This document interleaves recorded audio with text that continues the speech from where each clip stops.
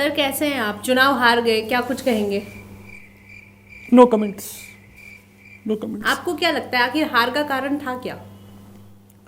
इतने दिन से वही तो ढूंढ रहा हूँ, था क्या। बददुआ लगी है 2 जनों की। किस किस की लगती है आपको? मेरी तो खुद की लगी हुई है, मैं क्या बताऊँ। ये एक स्वाति और दूसरे अन्ना जी।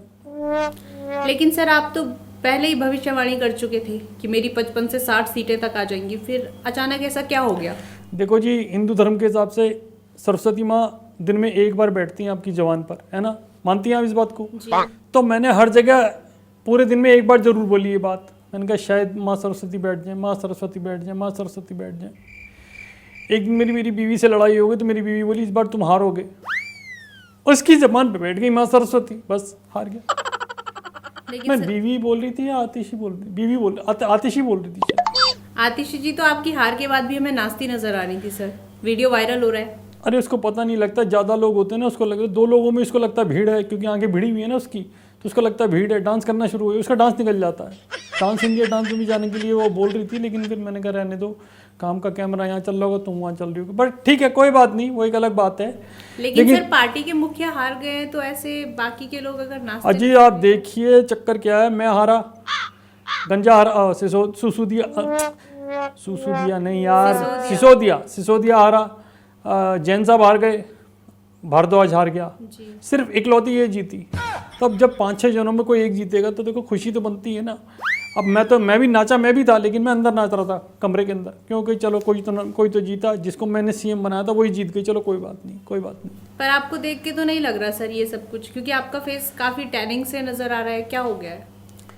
टैनिंग क्या जी, मतलब बस ये है कि पहले लोग हाथ चढ़ा करके चांटा मारते थे, अब गोबर वाली चप्पलें मारते हैं, उठा उठा के पटकते हैं। आज मैं मुंह भी धो नहीं पाया हूँ।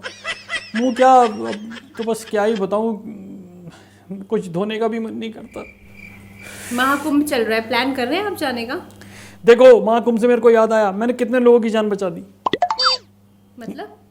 भाई इस पूरे पॉलिटिक्स में, चाहे वो मोदी जी का खेमा हो पूरा का पूरा, राहुल का खेमा हो, अखिलेश का खेमा हो, मेरे खुद के यहाँ भी सब कहते हैं तुझसे बड़ा पापी कोई नहीं है। मानते हो ये बात आप?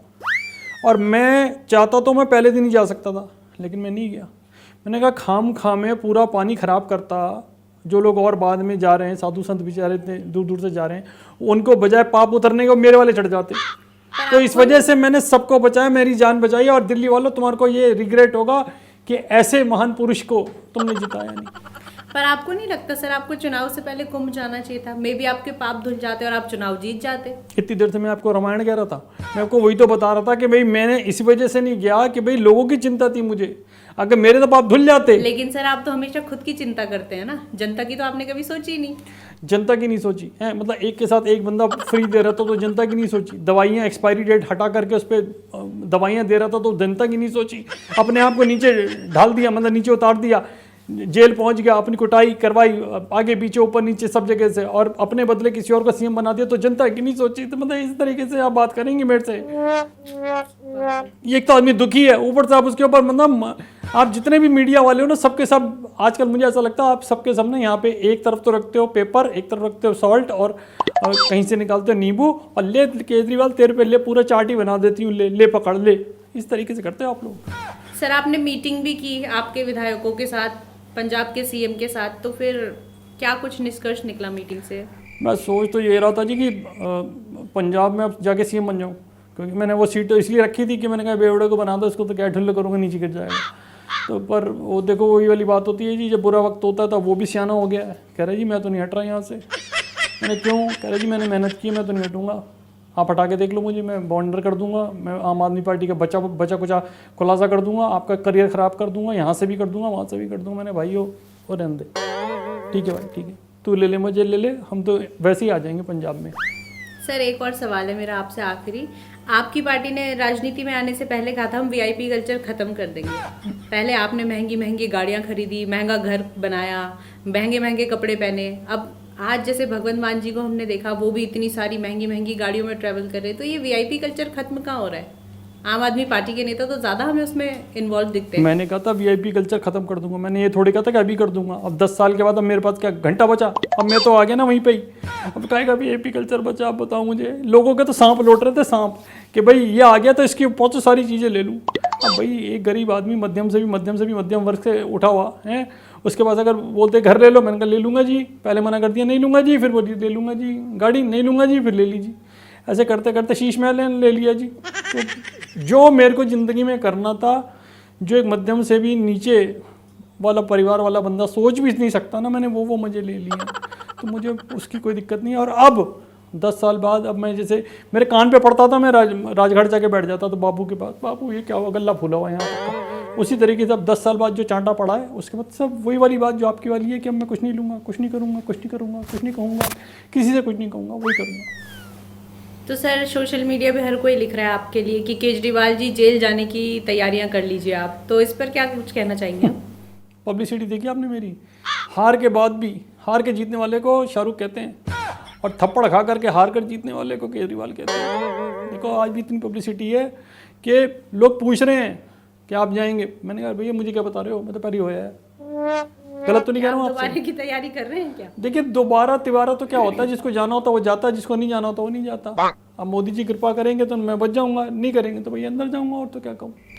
एक सवाल और करना चाहूंगी आपसे। तुम आपने कर लो भैया, तुम अपने मन में मत रखो, तुम कर लो।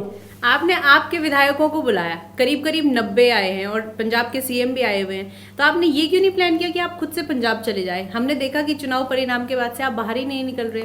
मैं टोर देख रहा था कि कौन है जो मेरे को बोलेगा। अरे आपको पता नहीं है, मैं आपको बता दूं, मेरे ड्राइवर वगैरह सब मिले गए हैं इस समय, ड्राइवर हटा दिए गए हैं, ड्राइवर उनके आ गए हैं। अब आपको पता ही है हमारे यहाँ पे तो गाड़ी कब कैसे ढूंढ हो जाती है पता ही नहीं लगता। इस वजह से मैंने कहा भैया तुम ही आ जाओ। वजह मैं जाऊंगा और उलट फड़ट करके पता लगा ऊपर ही चला गया, इससे बेटर है तुम आ जाओ। लेकिन जनता को लग रहा है कि आप हार के बाद से बाहर नहीं निकल रहे। देखिए जी, अब यही है कि ज़िंदगी की यही जीत है, हार के बाद ही जीत है और जीत के बाद ही हार है। पहले जीता था 2 बारी दिल्ली वालों को बेवकूफ़ बना के, उनको बेचारों को, पर ठीक है अब हार गया तो हार गया, अब क्या कर सकते हैं, मजबूरी है। जनता से क्या कुछ कहना चाहेंगे आप? एक मौका और दे दो, एक मौका और दे दो अगले साल। कसम खा के कह रहा हूँ, कसम बीवी बच्चों की